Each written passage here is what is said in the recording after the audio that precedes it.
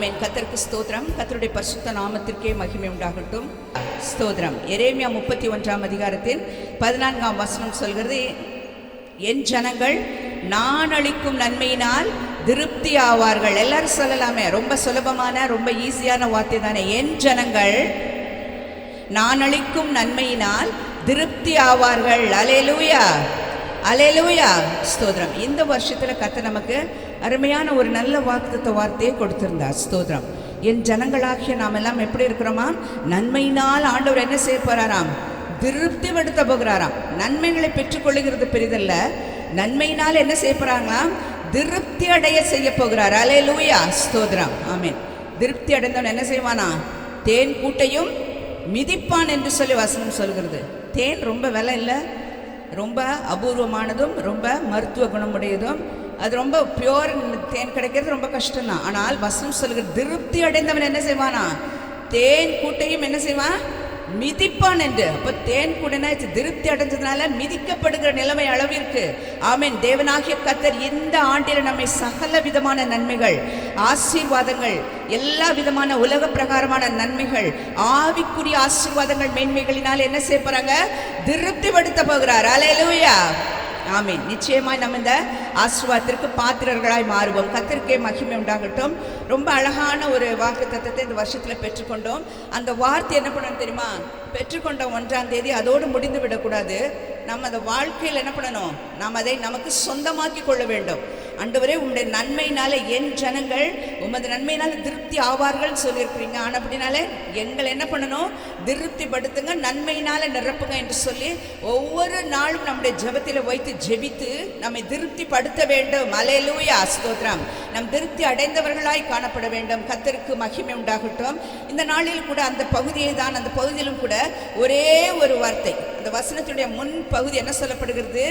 என் ஜனங்கள், என் ஜனங்கள் என்கிற அந்த ஒரே வார்த்தை தான் இந்த நாளில் நாம் தியானிக்க போகிறோம். அல்லேலூயா, அல்லேலூயா, கர்த்தருக்கு ஸ்தோத்திரம்.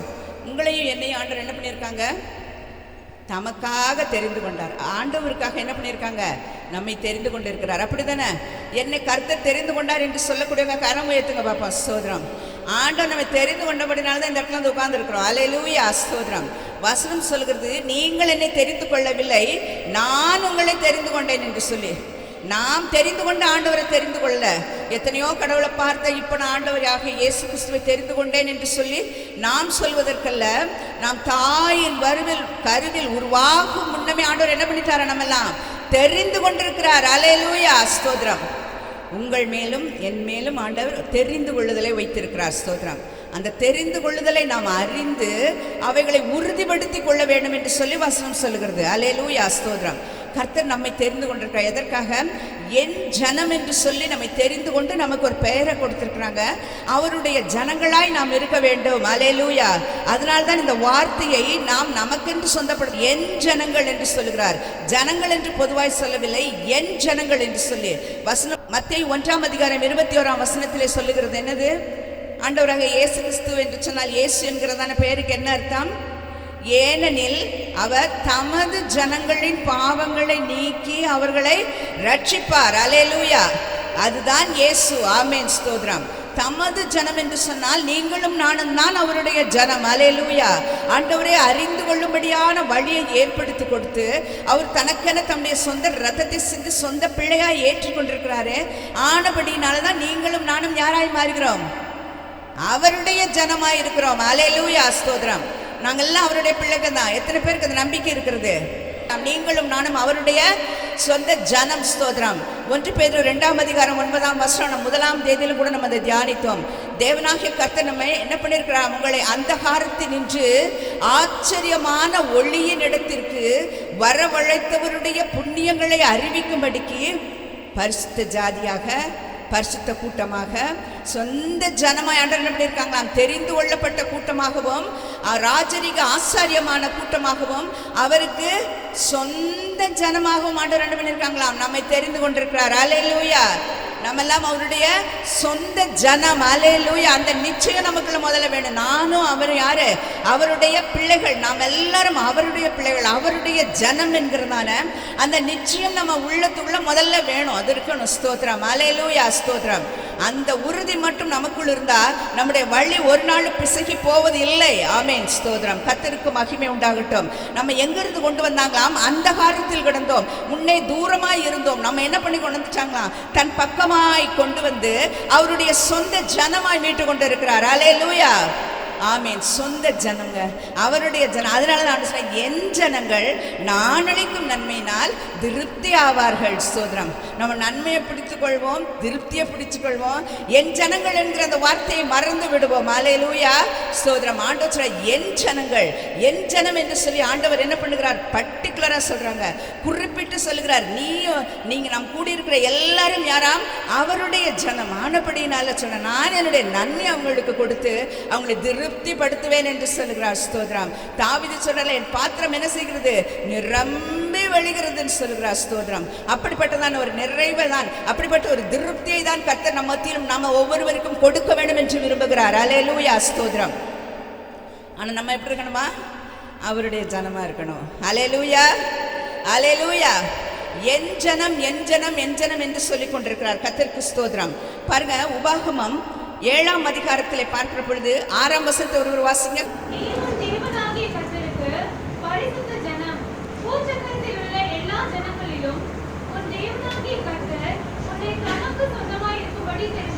பூச்சக்கரத்தில் உள்ள எல்லா ஜனங்களிலும் உன்னை தமக்காக அவர் தெரிந்து கொண்டிருக்கிறாராம். அல்லேலூயா.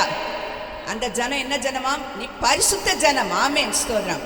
பரிசுத்தப்படுத்துவதற்காக, நாம் பரிசுத்தமாய் வாழ்வதற்காக பரிசுத்த தேவன் நம்ம என்ன பண்ணி கொண்டிருக்கிறாராம்?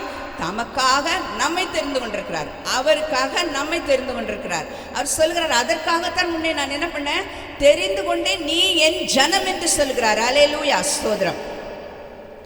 நம்ம தெரிந்து கொண்டிருக்கிற தேவன் யாரு? தேவாதி தேவன். பூச்சக்கரத்தில் என்று சொன்னால் இந்த பூமியில் உள்ள அத்தனை பேரிலும் பாருங்க, ஆண்டவர் நம்ம தெரிந்து கொண்டிருக்கிறார். அதற்கு காரணமானது நாம் அவருடைய ஜனம் என்று சொல்லி எப்போ தெரிந்து கொண்டாராம்? தாயின் வயிற்றின் கருவில் உருவாகும் முன்னே தெரிந்து கொண்டார். உருவான பிறகு இந்த பிள்ளை எனக்கு அப்படின்னு சொல்லலை. நாம் எல்லாம் உருவாக்கப்படும் முன்பதற்காகவே நம்ம என்ன பண்ணிட்டாரு? ஆண்டவர் நம்மை தனக்கென பிரித்தெடுத்து தெரிந்து கொண்டு என் ஜனம் என்று சொல்லுகிறார். அல்லேலூயா, ஸ்தோத்திரம். என் ஜனங்கள் பாருங்க, நம்ம எல்லா ஜனங்களிலும் நம்மை அவருக்காக என்ன பண்ணி கொண்டிருக்கிறாராம்? தெரிந்து கொண்டிருக்கிறார். நாம் தெரிந்து கொண்டது மிக சாதாரணமான ஒரு காரியம் அல்ல. வெளிப்படுத்தல் 5ஆம் அதிகாரம் 9வது வசனத்தை ஒருவர் வாசிங்க.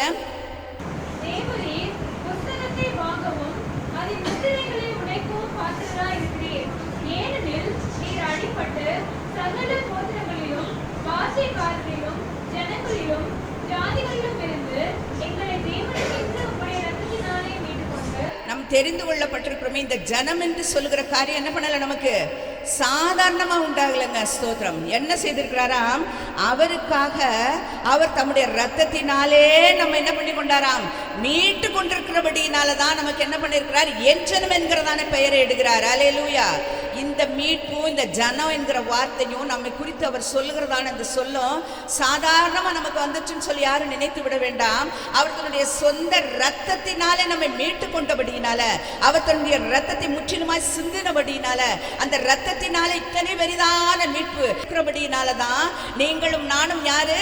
அவருடைய ஜனமாய் இருக்கிறோம். அல்லேலூயா, ஸ்தோத்திரம். அது நம்ம முதல்ல உணரணும். அதற்கு நம்ம நன்றி உடையவங்களா இருக்கணும். இல்லைன்னா நம்ம என்ன பண்ணிருப்போம்? நம் பேர் முதலா இராமல் அற்று போயிருக்கோம். அல்லேலூயா, ஸ்தோத்திரம். நம்ம இப்படி ஒரு ஆள் இருந்தாங்கிறது கூட சொல்லப்பட முடியாத அளவிற்கு என்றோ ஏதோ ஒரு நிலைமை ஏற்பட்டு இருக்கும். ஆனாலும் தேவனாகிய கர்த்தர் நம்மை தெரிந்து எடுத்து நமக்குள் ஜீவனை கொடுத்து, பலனை கொடுத்து, சுகத்தை கொடுத்து இதுவரையிலும் கர்த்தர் நடத்தி இருக்கிறார் என்று சொன்னால் நாம் அவருடைய ஜனமாய் இருக்கிறோம். அல்லேலூயா, ஸ்தோத்திரம். ஆனப்படினால அதுக்கு நம்ம நன்றியா இருக்கணும். ஆண்டவரே, என்னை தெரிந்து கொண்டீங்க, நான் உங்களை தெரிந்து கொள்ளலை, எங்கோ இருந்தேன், எப்படியோ வாழ்ந்தேன். ஆனால் ஆண்டவரே, நீங்கள் என்ன பண்ணி கொண்டீங்க? உமக்காக என்னை தெரிந்து கொண்டீங்களா ஆண்டவரே என்று சொல்லி ஒவ்வொரு நாளும் நம்ம ஆண்டவருக்கு என்ன பண்ண வேண்டும்? நன்றி செலுத்துகிறவர்களாய் இருக்க வேண்டும். அல்லேலூயா, ஸ்தோத்திரம். அடுத்ததாய் பாருங்கள், தீத்து 2ஆம் அதிகாரம் 14வது வசனம் ஒருவர் வாசிக்கலாம்.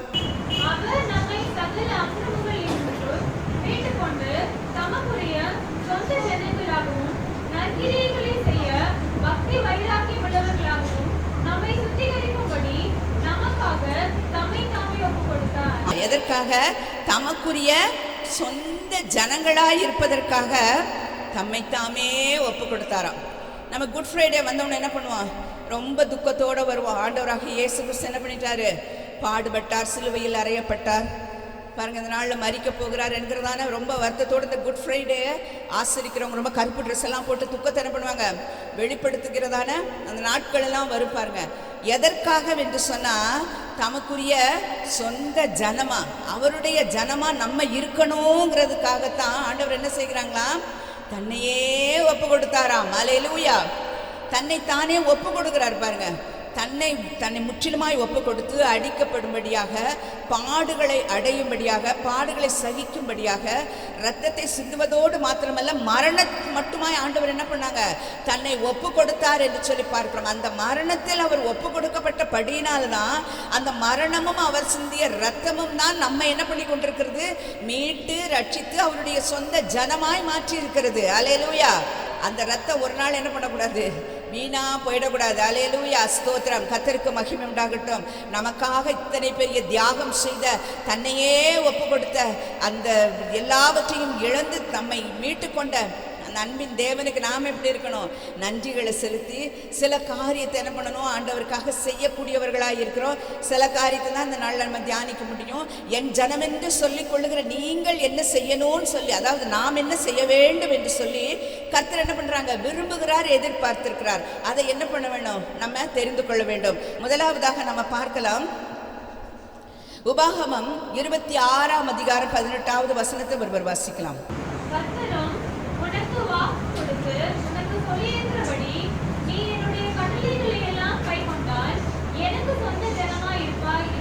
என்ன சொல்லியிருக்காங்க? அவருடைய கட்டளைகளை எல்லாம் கை கொண்டால் எனக்கு எப்படி இருப்ப? சொந்த ஜனமாக இருப்ப. சொந்த ஜனம் என்கிற பெயரை வைத்து கொண்டிருக்கிறோம். ஆனால் நம் சொந்த ஜனமாக எப்பொழுதுமே இருக்க வேண்டும் என்று சொன்னால், அவருடைய கட்டளைகளையும் அவருடைய கற்பனைகளையும் அவர் என்ன சொல்றாங்களோ அந்த வார்த்தைகளை என்ன பண்ணணும்? கேட்டு அவைகளுக்கு கீழ்ப்படுகிறவர்களாய் இருந்து அவைகளின்படி நம்ம செய்கிறவர்களாய் இருக்கிற பொழுது அவருடைய ஜனமாய் நாம் இருக்கிறோம். அல்லேலூயா. சொந்த ஜனமாய் இருக்க வேண்டும் என்று சொன்னா அவருடைய கட்டளைகளுக்கெல்லாம் நம்ம என்ன செய்யணும்?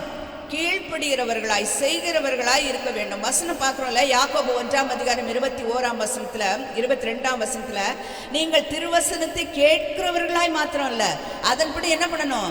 செய்கிறவர்களாயும் அதன்படி நடக்கிறவர்களாயும் இருங்கள் என்று சொல்லி.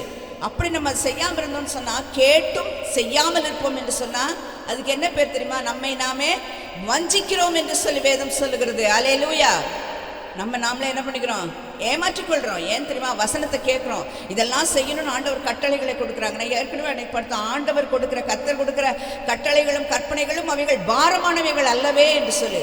எதுவுமே பாரம் கிடையாது. நாம் சுமக்க கூடாத, சுமப்பதற்கு அரிதான எந்த ஒரு காரியத்தையும் ஆண்டவர் நம்ம மேலே என்ன பண்ண மாட்டாங்க? திணிக்க மாட்டாங்க. இதை நீ செய்யணும்னு சொல்லி ஆண்டவர் திணிக்கவே மாட்டாங்க. நாம் செய்யக்கூடிய லகுவான சுலபமான காரியத்தை தான் கர்த்தர் நாம் செய்ய வேண்டும் என்று விரும்புகிறார். ஆண்டவர் செய்ய வேண்டும் என்று அநேக காரியங்களை நாம் விரும்புகிறோம். கர்த்தர் செய்ய வேண்டும் என்று நம்மிடத்தில் விரும்புகிற காரியத்தை நாம் செய்யத்தான் செய்ய வேண்டும். அல்லேலூயா. ஸ்தோத்திரம். வசனம் சொல்கிறது, அவருடைய கற்பனைகளையும் அவருடைய கட்டளைகளையும் யாரெல்லாம் கை கொள்றாங்களோ அவங்கெல்லாம் யாரு? அவங்கெல்லாம் என் சொந்த ஜனமாகவே இருப்பாங்கன்னு சொல்றாங்க. அல்லேலூயா. ஸ்தோத்திரம். வசனத்தை கேட்கிறோம், அதோடு நாம் மூடி வைத்து விட்டு போய்விடக்கூடாது. வசனத்தின் மூலமாய் ஆண்டவர் பேசுவார், ஊழியக்காரர்கள் மூலமாய் பேசுவார், நாம் வேதத்தை படிக்கும் பொழுது ஆண்டவர் பேசுவார். இப்படிப்பட்ட எந்த நேரங்களிலெல்லாம் வேத வசனம் நமக்கு கிடைக்கிறதோ அந்த வேத வசனத்தை நாம் என்ன பண்ணணும்? உள் வாங்கி கொள்ள வேண்டும், வாழ்க்கையில் அபியாசப்படுத்த வேண்டும். அல்லேலூயா. ஸ்தோத்திரம். அதை தான் கர்த்தர் நம்மிடத்தில் விரும்புகிறார். அப்படி நாம் நடக்கிற பொழுது நம்முடைய வழிகள் ஒரு நாளும் என்ன பண்ணுகிறதில்லை? பிசகி போகிறதில்லை. ஸ்தோத்திரம். அவருடைய கட்டளைகளின்படியும் அவருடைய வார்த்தைகளின்படியும் நாம் நடப்பதற்கு நம்மை ஒப்பு கொடுப்போம். ஸ்தோத்திரம். பாருங்க, கானாவூர் கல்யாணத்தில் என்ன பண்ணாங்க? ஆண்டவராக இயேசு கிறிஸ்து தண்ணீரை திராட்சரசமா மாற்றினாங்க.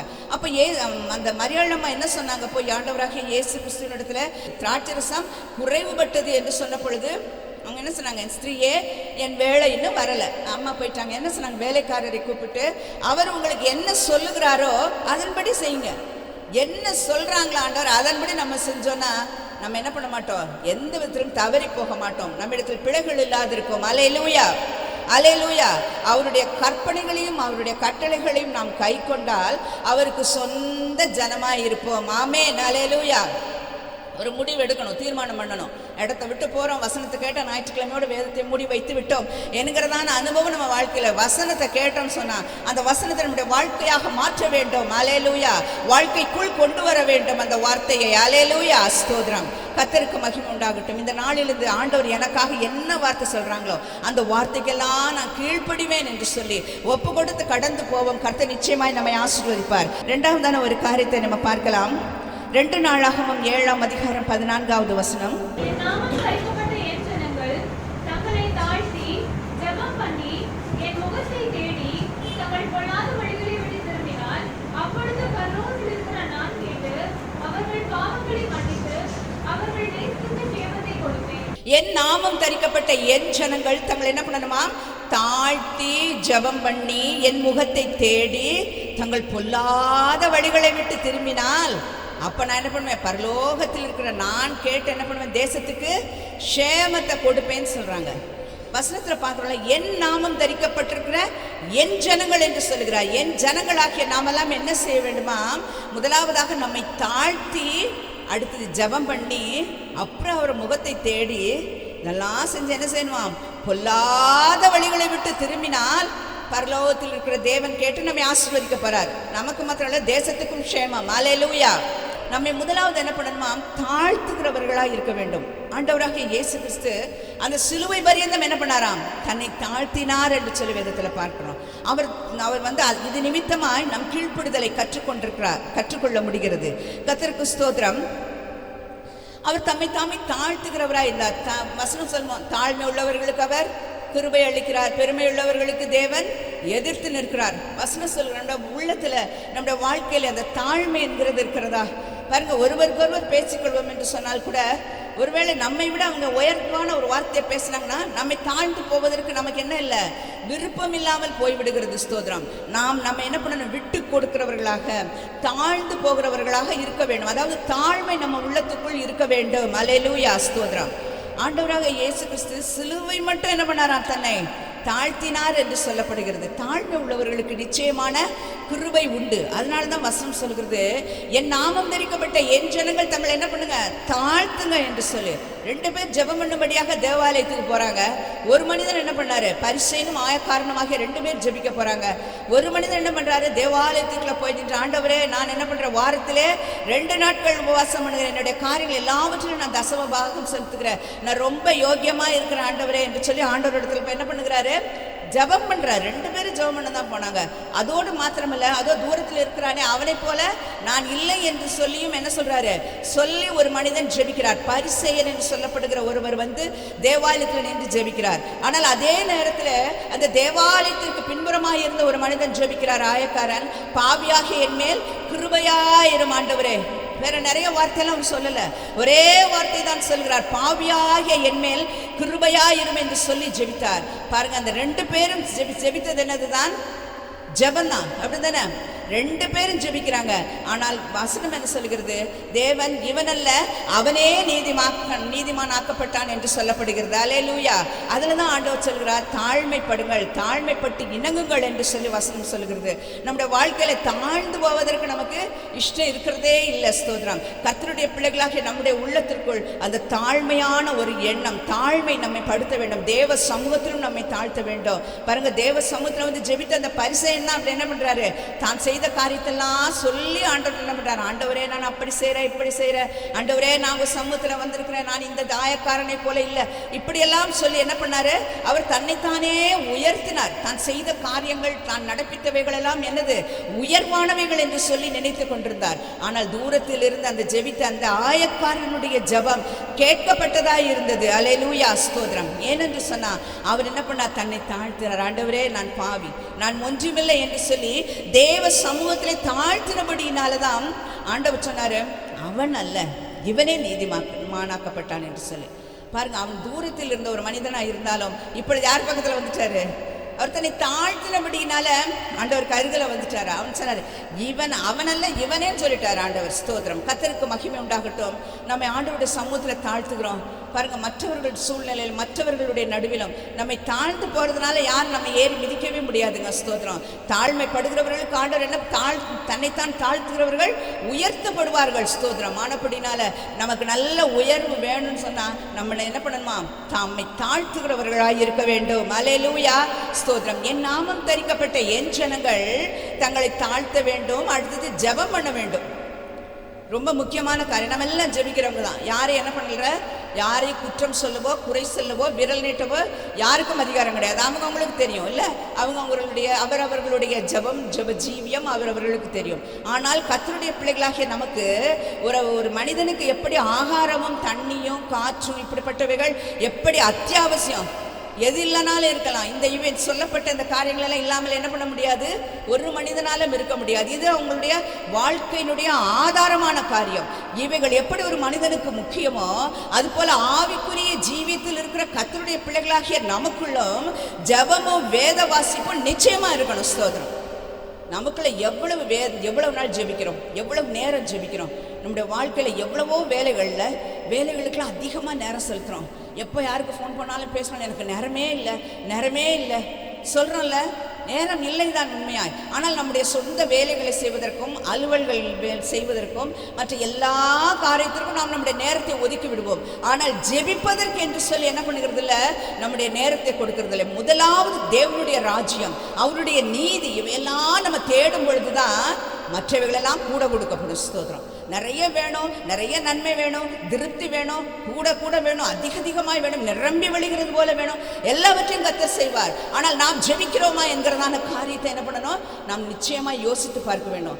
ஜெபிக்கிறோம், எவ்வளவு ஜெபிக்கிறோம். ஸ்தோத்திரம். பாருங்க, அப்படி போகும்பொழுதே ஜெபிச்சுட்டு போயிடுவோம். அதுவும் ஜெபம் தான். படுத்துக்கிட்டே என்ன பண்ணலாம், நான் அப்படி முழிக்கும் போதெல்லாம் ஜெபிக்கிறோம் தான். ஆனால் ஜெபத்திற்கு என்று சொல்லி ஒரு நேரத்தை ஒதுக்கி நாம் ஜெபிக்கிறோமா? ஸ்தோத்திரம். நிச்சயமாய் ஜெபிக்கக்கூடியவர்களாய் நாம் மாறணும். எல்லாரிடத்திலும் குறைவுகள் இருக்குதான். குறைவை என்ன பண்ணுகிறவர் கர்த்தர் நிறைவாக்குகிற தேவனாய் இருக்கிறார். அல்லேலூயா. ஸ்தோத்திரம். நிச்சயமாய் நம்முடைய வாழ்க்கையில நம்முடைய ஜெப ஜீவம் இன்னும் இந்த ஆண்டில் என்ன பண்ணணும், இன்னும் உயரணும், இன்னும் வளரணும். ஸ்தோத்திரம். அல்லேலூயா. ஸ்தோத்திரம். நல்ல ஜெபம் பண்ணுவோம். இடைவிடாமல் ஜெபம் பண்ணுங்க. விழித்திருந்து ஜெபம் பண்ணுங்க. ஆவியிலே ஜெபம் பண்ணுங்க. இன்னும் நிறைய காரியங்கள். ஸ்தோத்திரம். நம் ஜெபிப்பதற்கான பல காரியங்கள். ஆனால் ஜெபிக்கிற எல்லாரும் நிச்சயமாய் ஜெயம் எடுப்பார்கள். அது மட்டும் நிச்சயம். அல்லேலூயா. ஸ்தோத்திரம். நம்முடைய வாழ்க்கையில் ஜெபம் குறையும் என்று சொன்னால் ஜெயத்தை பார்க்க முடியாது. அல்லேலூயா. ஸ்தோத்திரம். ஜெபிக்கிறவன் ஜெப வீரனாய் மாறிவிடுவான். அல்லேலூயா. ஸ்தோத்திரம். ஜெயத்தை பெற்றுக்கொள்ள முடியும். கர்த்தருக்கு மகிமை உண்டாகட்டும். கர்த்தருக்கு ஸ்தோத்திரம். அடுத்ததாக என் முகத்தை தேடணும், அதிகாலையில் தேடணும். பாருங்க, அதிகாலையில் தேடுகிறவன் என்னை கண்டடைகிறான். ஸ்தோத்திரம். அவருடைய முகத்தை யாரெல்லாம் பார்க்குறாங்களோ அவங்களுக்கு என்ன கிடையாது, வெட்கம் கிடையாது. அவைகள் என்ன செய்யுமா, பிரகாசமடையும் என்று வசனம் சொல்லுகிறது. அவரை நோக்கி பார்க்கணும். தாவீது என்ன தெரியுமா சொல்றாரு, 121 எனக்கு ஒத்தாசை வரும் பர்வதங்களுக்கு நேராக என் கண்களை ஏறெடுக்கிறேன். அவருக்கு ஏற்பட்ட கஷ்டம், நெருக்கம், பிரச்சனை இல்லை. நம்ம நிறைய நேரம் சொல்லிப்போம், ஐயோ நான் ரொம்ப கஷ்டப்படுறேன், நெருக்கப்படுறேன், இவ்வளவு போராட்டம் நமக்கெல்லாம் ஆகாதுப்பா சொல்லிக்கொள்வோம். நமக்கு இருக்கிற போராட்டம் தான் பெரிது என்று சொல்லி நினைத்துக் கொள்வோம். ஆனால் ஏன் வேதத்தில் இப்படிப்பட்டதான தேவ மனிதர்கள் பரிசுத்தவான்களை குறித்து சொல்லப்பட்டிருக்கிறது? அவர்களை குறித்த காரியங்களை நிமித்தம் நான் கற்றுக்கொள்ள வேண்டிய பாடங்கள் அதிகமாக இருக்கிறது. அல்லேலூயா. ஸ்தோத்திரம். தாவீது பட்ட நெருக்கம் என்ன இல்லை, யாருக்குமே இல்லை. பாருங்க, ஒரு நாட்டினுடைய ராஜாவை அவர் அபிஷேகம் பண்ணப்பட்ட பிறகு கூட அவர் என்ன பண்ணாரு, காட்டுக்குள்ளையும் குகைக்குள்ளையும் ஒளிஞ்சு வாழ்ந்துட்டு இருந்தாரு. தன்னுடைய சொந்த நாட்டை விட்டு வேற ஒரு நாட்டில் வேஷம் மாதிரி அவர் உட்கார்ந்து கொண்டு இருக்கிறார். இப்படிப்பட்ட நிலைமையெல்லாம் வருவதற்கு காரணம் அவரை சுற்றிலும் நெருக்கம். ஆனாலும் அவர் என்ன சொல்றார் பாருங்க, அவர் அந்த நேரத்தில் கூட அவர் ஆண்டவர் தான் பார்க்கிறார். சொன்ன மனுஷன் தேடி ஓடவே இல்லை, மனுஷனை நாடி போகல. தன்னுடைய சொந்த பலம் என்று சொல்லி அவர் என்ன பண்ணல, எதையும் அவ்வளோ பெரிய கோலியாத்தை என்ன பண்ணாரு, ஒரு கூழாங்கல்லால் என்ன பண்ணாரு, வீழ்த்தினார். ஆனால் அந்த பலத்தெல்லாம் அவர் என்ன பண்ணல, நான் எப்படிப்பட்ட பராக்கிரமசாலி தெரியுமா, நினைக்கவில்லை. ஸ்தோத்திரம். அவர் என்ன சொல்கிறார், எனக்கு ஒத்தாசை வரும் பர்வதத்துக்கு நேராய் மாத்திரம் என் கண்களை நான் ஏறெடுப்பேன் என்று சொல்கிறார். வானத்தையும் பூமியையும் உண்டாக்கின கர்த்தரிடத்திலிருந்து எனக்கு ஒத்தாசை வரும். எவ்வளவு நம்பிக்கையா சொல்றாரு பாத்தீங்களா? நான் அவரை நோக்கி பார்ப்பேன், அவரிடத்துல இருந்து எனக்கு ஒத்தாசை வரும், அதுதான் எனக்கு வேணும். ஸ்தோத்திரம். கர்த்தருக்கு ஸ்தோத்திரம். கர்த்தருக்கு மகிமை உண்டாக்கும். அவருடைய முகத்தை தேடி அடுத்து சொல்லப்பட்டிருக்கு, தன்னுடைய பொல்லாத வழிகளை விட்டு திரும்பினாள். என் நாமம் தரிக்கப்பட்ட என் ஜனங்கள் என்ன செய்ய வேண்டும், பொல்லாத வழிகளை விட்டு திரும்பினாள். கர்த்தருக்கு பிரியமில்லாமல் எதெல்லாம் செய்கிறோமோ, எதெல்லாம் பேசுகிறோமோ, எதெல்லாம் நடப்பிக்கிறோமோ, எங்கெல்லாம் போகிறோமோ எல்லாமே இல்லைதான் பொல்லாப்பு தான். ஸ்தோத்திரம். இந்த பொல்லாப்பை விட்டு நீங்க வேண்டும், பொல்லாப்பை விட்டு விலக வேண்டும். நமக்கே தெரியும், நாம் ஆண்டவரிடத்தில் ஒப்பு கொடுப்போம். நம்மிடத்தில் என்னென்ன காரியங்கள் கர்த்தருக்கு பிரியமில்லாமல், கர்த்தருக்கு இஷ்டம் இல்லாத, ஒருவேளை கர்த்தருக்கு சொல்லப்பட்ட காரியத்திற்கு எதிரடையான காரியங்களோ செயல்களோ சொல்லோ நம்மிடத்தில் இருக்கும் என்று சொன்னால் இந்த நாளில் ஒப்பு கொடுப்போம். ஆண்டவரே, பொல்லாத வழியை விட்டு நான் என்ன பண்ணிடணும்? திரும்ப வேண்டும். ஏனென்றால் நாம் யார்? அது சொல்லிக்கொண்டே இருக்கணும். நான் யார்? அவருடைய ஜனம். நான் அவருடைய ஜனம் என்கிறத மறந்துவிடக்கூடாது. அல்லேலூயா, ஸ்தோத்திரம். 100வது சங்கீதம் 3வது வசனம், 2-3 வசனத்தை வாசிங்க. மகிழ்ச்சியோடு கர்த்தருக்கு ஆராதனை செய்து ஆனந்த சத்தத்தோடே அவர் சந்நிதி முன் வாருங்கள். கர்த்தரே தேவன் என்று அறியுங்கள். நாம் அல்ல, அவரே நம்மை உண்டாக்கினார். நாம் அவர் ஜனங்களும் அவர் மேய்ச்சலின் ஆடுகளுமாய் இருக்கிறோம். நாம் அவர் ஜனங்களும் அவர் மேய்ச்சலின் ஆடுகளுமாய் இருக்கிறோம். நாமெல்லாம் யாரு? ஆடுக்கு முன்னாடி இன்னும் நல்ல போஸ்ட் கொடுத்துருக்காரு நமக்கு. ஜனம். நாமெல்லாம் அவருடைய ஜனங்களும், நாம் அவர் ஜனங்களும் அவர் மேய்ச்சலின் ஆடுகளுமாய் இருக்கிறோம். இந்த ஜனமும் இந்த மேய்ச்சலின் ஆடுகளுமாக நாம் என்ன செய்யணுமா? 3ஆம் வசனத்தில் பார்த்தோம்ல, மகிழ்ச்சியோடு கர்த்தருக்கு ஆராதனை செய்து ஆனந்த சத்தத்தோடு அவர் சந்நிதி முன் வாருங்கள். அல்லேலூயா. இந்த நாளுக்கு என்ன ஒரு பேர் கொடுக்கப்பட்டிருக்கு. என்ன நாள் இது? மன மகிழ்ச்சியின் நாள். அல்லேலூயா, ஸ்தோத்திரம். இதுக்கு அது மன மகிழ்ச்சியின் நாளாக இருக்கிறது. இந்த நாள் கர்த்தர் உண்டு பண்ணியிருக்கிற நாள். இந்த நாள் எப்படி இருக்கணுமா? மகிழ்ச்சியாக இருக்கணும். ஸ்தோத்திரம். 6 நாள் நல்லா வேலை செய்கிறோம்ல, எவ்வளோ வேலை, ஆஃபீஸில் வேலை, வீட்டில் வேலை, எவ்வளவோ வேலைகள், கஷ்டங்கள் இல்லை, எல்லாத்தின் கூடாக தான் கடந்து வர்றோம். இந்த ஒரு நாள் நமக்கு என்ன நாள்லாம்? மகிழ்ச்சியின் மன மகிழ்ச்சி நாள். இந்த மன மகிழ்ச்சி நாள் எதுக்கு தெரியுமா? மகிழ்ச்சியோடு கர்த்தருக்கு ஆராதனை செய்ய. அல்லேலூயா. ஆராதனை பண்ண வர்ற பொழுது நம்ம எப்படி இருக்கணுமா? மகிழ்ச்சியாக வந்து கர்த்தருக்கு ஆராதனை செய்யணும்.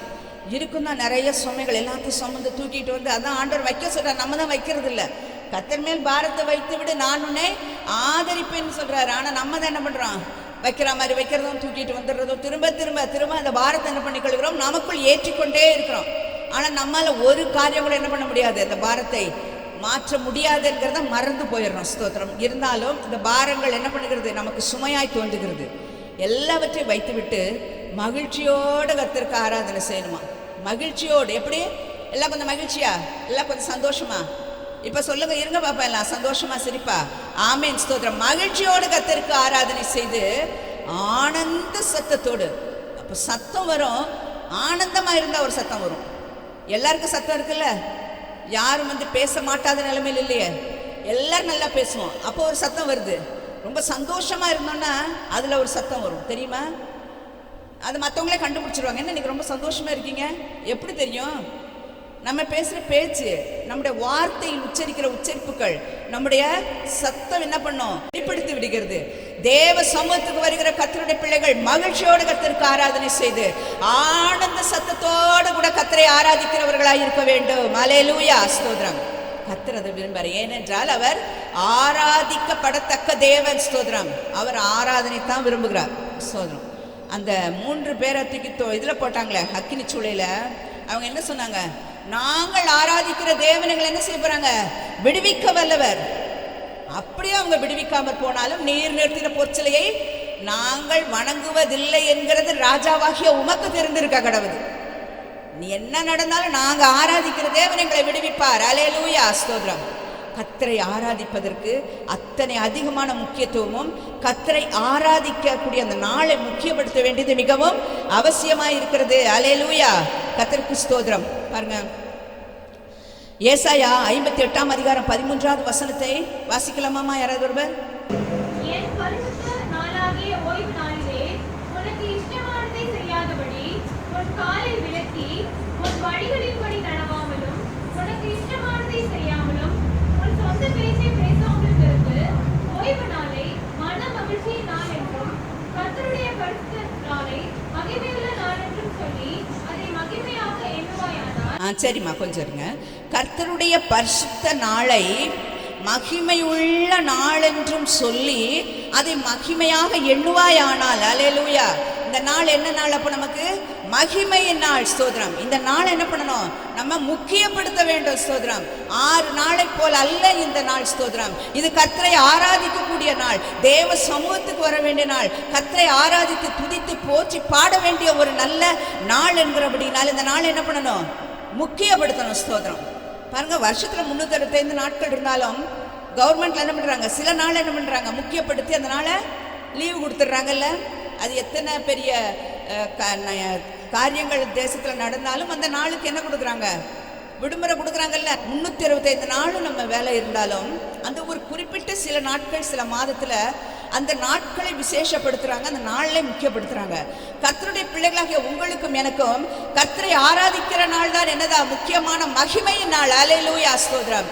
இந்த நாளை நம்ம என்ன பண்ணணும்? முக்கியப்படுத்தணும். இது ஞாயிற்றுக்கிழமை எல்லாரும் என்ன பண்ணாங்க தெரியுமா?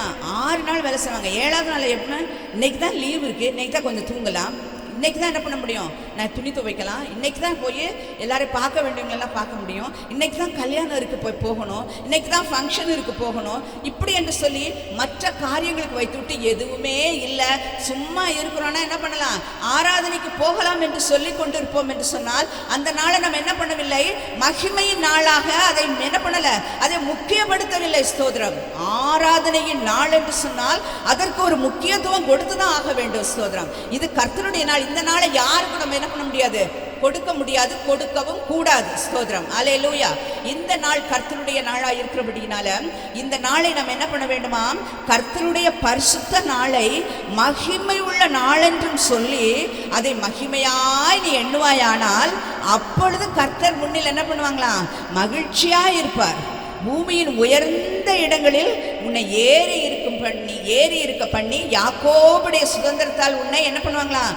போஷிப்பேன் என்று சொல்லுகிறார். அல்லேலூயா, அல்லேலூயா. இவ்வளோ பெரிய ஆசீர்வாதம். யாக்கோபுக்கு எப்படி ஆசீர்வாதமா? ரெட்டத்தனையான ஆசீர்வாதம், ரெட்டிப்பான ஆசீர்வாதம் இல்லை, அவர் டபுள் போர்ஷன். அவருக்கு எல்லாவற்றிலும் நல்ல திரளான ஆசீர்வாதம் அவருக்கு கிடைத்தது.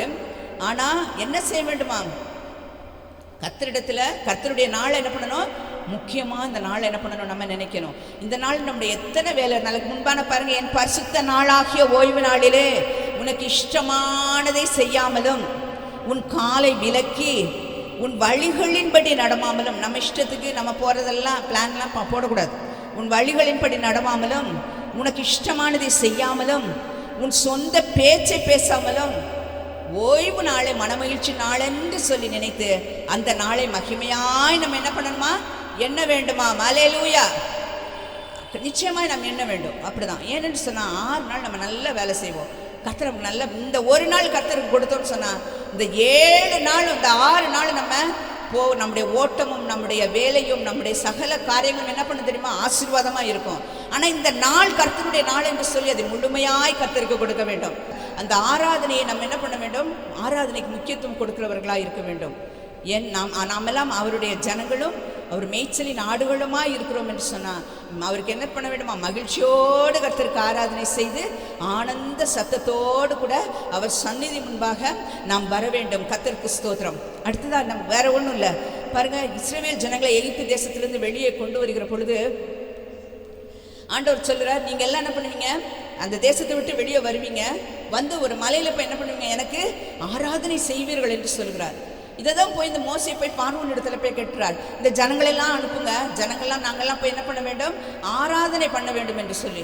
பார்வோனுடைய இருதயம் கடினப்பட்டது. அதற்கு அவர் விரும்பலை, அவர் அனுப்பவில்லை.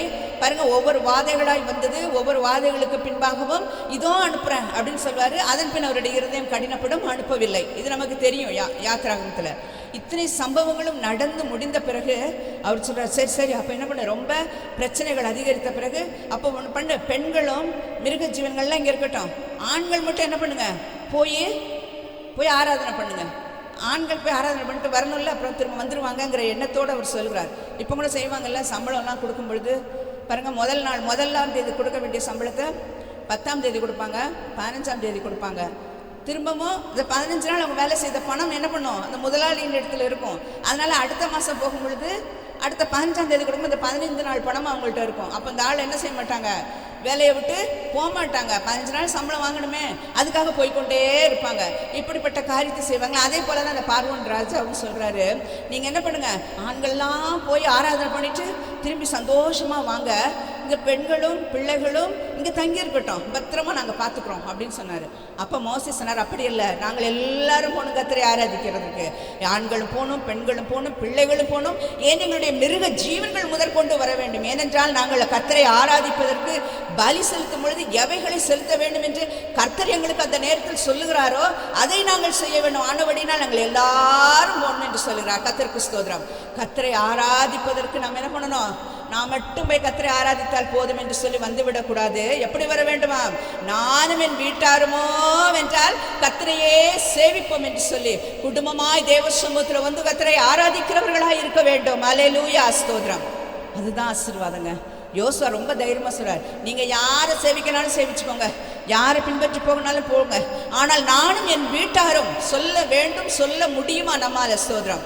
நானும் என் வீட்டாருமோ வென்றால் கர்த்தரையே சேவிப்போம் என்று சொல்லி கர்த்தரை ஆராதிக்கிறவர்களாய் இருக்க வேண்டும். அல்லேலூயா, ஸ்தோத்திரம். இல்லை, ஒருவேளை இல்லை, என் குடும்பமே வர முடியல, ஜெபியுங்கள். ஸ்தோத்திரம். நீ விசுவாசி, அப்படி நீ உன் வீட்டாரும் ரட்சிக்கப்படுவீர்கள், வசனம் சொல்லுகிறது. ஸ்தோத்திரம். நம்ம எல்லாம் ஜெபம் பண்ணுவோம், நம்முடைய குடும்பம் எல்லாம் ரட்சிக்கப்படுவதற்கு, குடும்பமாய் கர்த்தரை ஆராதிப்பதற்கு கர்த்தர் வாய்ப்பை கொடுக்கணும், நல்ல அனுகூலங்களை ஏற்படுத்தணும். நிச்சயமாய் அப்படிப்பட்ட ஆசீர்வாதத்தை நம்ம குடும்பத்திற்கு கொடுக்க வேண்டும் என்று சொல்லி நம்ம அதிகமாய் ஜெபிப்போம். ஸ்தோத்திரம். பாருங்க, 3 விதமான காரியங்களை தான் பார்த்தோம். அதோடு மாத்திரமல்ல, ஆண்டவர் சொல்கிறார், இந்த ஆராதனையின் கருத்து வசனம் சொல்லுகிறது. யாத்திராகமம் 12, 25, 26 வசனங்களை வீட்டில் போய் வாசிங்க. நான் வசனத்தை மட்டும் சொல்கிறேன். பிள்ளைகள் வந்து உங்களுடைய சந்ததிக்கும் அதை என்ன பண்ணுங்க, கற்றுக் கொடுங்கள். நிறைய நேரத்தில் பிள்ளைங்க தொந்தரவு பண்ணுறாங்கன்னு சொல்லி பிள்ளைங்களை வீட்டிலே விட்டுட்டு வந்துடுவோம். அப்படிலாம் செய்யக்கூடாது. பிள்ளைகளை என்ன பண்ணணும்? ஆராதனைக்கு கொண்டு வந்து உட்கார வைக்க வேண்டும். சோதரம். பிள்ளைகளிடத்துல மோசேன் இடத்துல தன்னுடைய பெற்றோர்கள் இடத்துல கேட்பாங்களாம், இந்த ஆராதனை எதுக்கு பண்ணுறீங்க, இந்த ஆராதனையின் கருத்து என்னவென்று கேட்டால், ஆராதனையை குறித்து நாம் சொல்ல வேண்டும். எதற்காக நம்மெல்லாம் பாவிகளாக இருந்தோம், ஆண்டவராக இயேசு கிறிஸ்து நம்மை மீட்டு கொண்டார், நம்மை ரட்சித்தார், நம்மை விடுவித்தார். அதனால நம்ம என்ன பண்ணணும்? கர்த்தரை ஆராதிக்கிறவர்களாக இருக்க வேண்டும் என்று சொல்லி, இப்பொழுது மாத்திரமல்ல, நீங்களும் ஆராதனை பண்ண வேண்டும். எப்படி ஆராதிக்க வேண்டும், எப்படி பாட வேண்டும், எப்படி ஜெபிக்க வேண்டும், எப்படி வேதம் வாசிக்க வேண்டும், இதையெல்லாம் நம்ம என்ன பண்ணணுமா? நம் பிள்ளைகளுக்கு கருத்தாய் போதிக்க வேண்டும் என்று சொல்லி வேதம் சொல்கிறது. ஆராதனையை குறித்து பிள்ளைகள் சொல்லி தரணும். ஞாயிற்றுக்கிழமை சண்டே டியூஷன் இருக்கா, போயிட்டு வா. தனி ஸ்பெஷல் கிளாஸ் இருக்கா, போயிட்டு வா. அனுப்பக்கூடாது. எங்களுடைய பிள்ளைங்களை நாங்கள் ஞாயிற்றுக்கிழமையில அவங்கெல்லாம் படித்தது வந்து எஸ்டிஎஸ் ஸ்கூலில் படித்தாங்க. அதனால சனிக்கிழமையில கட்டாயம் லீவு கொடுத்துருவாங்க. ஞாயிற்றுக்கிழமையில எக்ஸாம்ஸ் வைப்பாங்க, ஏதாயின்னு வைப்பாங்க. ஸ்பெஷல் கிளாஸு, ப்ராக்டிக்கல்ஸ் எல்லாம் சொல்லிக் கொடுக்குறதெல்லாம் அப்படி தான் செய்வாங்க. ஆனால் நாங்கள் எங்கள் பிள்ளைகளை ஒரு நாள் கூட ஞாயிற்றுக்கிழமை ஆராதனைக்கு இல்லாமல் பிள்ளைங்களை அனுப்புனதே கிடையாது. ஏன்னு சொன்னால், ஒரு நாள் ஞாயிற்றுக்கிழமையில முக்கியமான ஒரு ப்ராக்டிக்கலோ கிளாஸோ நடத்தினப்போ எங்கள் கெட்சியை வந்து அனுப்ப முடியலை. நாங்கள் அனுப்ப மாட்டோம் சண்டேஸில். அதனால் போகலை. அடுத்த நாள் பனிஷ்மெண்ட் கொடுத்துட்டாங்க, வெளியில் நிற்க வச்சுட்டாங்க. இந்த நியூஸ் இருந்தோன்னா பாஸ்டர் நேராக போனாங்க, ஞாயிற்றுக்கிழமை எங்களுக்கு ஆராதனை நாள், ஞாயிற்றுக்கிழமை நாங்கள் அனுப்ப மாட்டோம், அப்படி ஒரு படிப்பு எங்கள் மகளுக்கு தேவையில்லை, டிசி கொடுங்கன்னு சொல்லி கேட்டாங்க. அப்பொழுது ஸ்கூலில் இருக்கிறவங்கெல்லாம் சொல்லி தான் என்ன பண்ணாங்க, இல்லை நல்லா படிக்கிற பிள்ளைய நீங்கள் என்ன பண்ணாதீங்க, கூப்பிட்டு போகாதீங்க, ஞாயிற்றுக்கிழமை அவள் ஸ்கூலுக்கு வரவே வேண்டாம். ஸ்தோத்திரம். அல்லேலூயா. நாம் நம்முடைய காரியத்தில் திடமாக இருந்தால் என்ன செஞ்சிருவாங்க? நிச்சயமாக மாறி போகும். ஸ்கூல்லே சொல்லிட்டாங்க, நீங்கள் ஞாயிற்றுக்கிழமை பிள்ளையை அனுப்ப வேண்டாம், ஞாயிற்றுக்கிழமை எழுத வேண்டிய பரீட்சை அவள் திங்கக்கிழமை வந்து எழுதட்டும்னு சொல்லிட்டாங்க. அல்லேலூயா, ஸ்தோத்திரம். கர்த்தருக்கு மகிமை உண்டாவதாக. ஃபர்ஸ்ட் கிளாஸில் கர்த்தருடைய கிருபையினால அவள் பாஸ் பண்ணா. கர்த்தருக்கு ஸ்தோத்திரம். ஆனால் நம்ம போகாததுனால ஞாயிற்றுக்கிழமை பிள்ளையை டியூஷன் அனுப்பலை, ஞாயிற்றுக்கிழமை ஸ்பெஷல் கிளாஸ் அனுப்பலை. இவ்வளோ ஞாயிற்றுக்கிழமை முக்கியமான வேலை, நான் ஆராதனை விட்டுட்டு தான் நான் போகணும், ஞாயிற்றுக்கிழமை ஆராதனை விட்டுட்டு தான் அந்த ஃபங்க்ஷன் போகணும். இப்படியெல்லாம் நம்ம செய்யாமல் இருந்து ஆராதனையின் நாளை மகிமை நாளாக எண்ணி தேவ சமூகத்துக்கு வந்து கர்த்தரை ஆராதிப்போம் என்று சொன்னா, கர்த்தர் நமக்கு கொடுக்கிறதான ஆசீர்வாதம் அடையக்கூடியதா இருக்கும். அல்லேலூயா, ஸ்தோத்திரம். ஆனால் என் ஜனமாகிய நீங்களும் நானும் என்ன செய்யணும்? 3 காரியம் தான் இன்னைக்கு நம்ம தியானித்தோம். முதலாவதாக அவருடைய வார்த்தைகள், அவருடைய கட்டளைகளுக்கு என்ன பண்ண வேண்டுமா? கேட்டு அவைகளின்படி நம்ம நடக்கணும், கீழ்ப்படியணும். 2வதான காரியம் என்ன பார்த்தோம்? என் ஜனங்கள் என்ன பண்ணணும்? தங்களை தாழ்த்தி ஜெபம் பண்ணி முகத்தை தேடி பொல்லாத வழிகளை விட்டு திரும்பினால் தேசத்துக்கு க்ஷேமம், நமக்கும் க்ஷேமம். ஸ்தோத்திரம். அடுத்ததாக என்ன பார்த்தோம்? மகிழ்ச்சியோடு கர்த்தருக்கு என்ன பண்ணணுமாம்? ஆராதனை செய்யும் பொழுது நாம் அவருடைய ஜனங்களாக இருக்கிறோம். ஸ்தோத்திரம். ஆண்டவர், இந்த ஜனத்தை நான் எனக்கென்று ஏற்படுத்தினேன். இவர்கள் என்ன பண்ணுவாங்க? என் துதியை சொல்லுவார். இந்த ஜனமாகிய நம்மெல்லாம் ஆண்டவர் என்ன பண்ணியிருக்கார்? அவருக்காக தெரிந்து கொண்டிருக்கார். எதற்கு தெரியுமா? அவரை துதித்து கொண்டே இருக்க வேண்டும். தாவீது சொல்ற, கர்த்தரை நான் எக்காலத்தில் ஸ்தோத்தரிப்பேன், அவர் துதி எப்போதும் என் வாயிலுக்கு. நல்ல நன்மை கிடைச்சுமனு ஆண்டவரே ஸ்தோத்திரம், துதி ஸ்தோத்திரம், துதியோ ஆட்டமும் பாட்டமும் சந்தோஷமும் இருக்கும். ஆனால் அதே ஒரு தீமை, கஷ்டம், நெருக்கம், பிரச்சனை இல்லை என்கிற நிலைமைகள் வருகிற பொழுது கர்த்தர் துதிக்க முடிகிறதா? ஸ்தோத்திரம். எப்பொழுதும் எல்லாவற்றிற்காக பிதாவாகிய தேவனை ஸ்தோத்திரம் செய்யுங்கள். அப்படி செய்வதை கிறிஸ்து இயேசுவுக்குள் உங்களை குறித்த தேவனுடைய சித்தமாக இருக்கிறது. ஆனபடினால கர்த்தர் நல்லா துதிப்போம். அவர் நம்மை அவருக்கென்று ஏற்படுத்தியிருக்கிறார். அதனால எப்பொழுதும் நம்ம துதித்து கொண்டே இருப்போம். துதிக்க யாரும் என்ன பண்ண முடியாது? நம்ம தடை பண்ண முடியாது. துதிச்சுட்டே இருக்கலாம். எப்பவும் துதிக்கலாம், போகும்போது துதிக்கலாம், வரும்போது துதிக்கலாம், படுத்திருக்கும் போது துதிக்கலாம், எந்நேரமும் துதிக்கலாம். எப்பொழுதும் கர்த்தரை துதிப்போம். 3 காரியங்கள் நம் நினைவில் வைத்துக் கொள்வோம். கடைசியாக அந்த வாக்குத்தத்த வார்த்தை வசனத்தை நம்ம எல்லாம் சேர்ந்து நம்ம சொல்லலாமா? ஸ்தோத்திரம். எரேமியா 31ஆம் அதிகாரம் 14வது வசனம். என் ஜனங்கள், எல்லாம் சேர்ந்து சொல்வோமே, என் ஜனங்கள் நான் அளிக்கும் நன்மையினால் திருப்தி ஆவார்கள். ஆமென். அல்லேலூயா. கர்த்தர் தம்முடைய வார்த்தைகளையும் வசனங்களையும் நம் யாவருக்கும் ஆசீர்வாதமாய் மாற்றுவாராக. ஆமென். ஆமென்.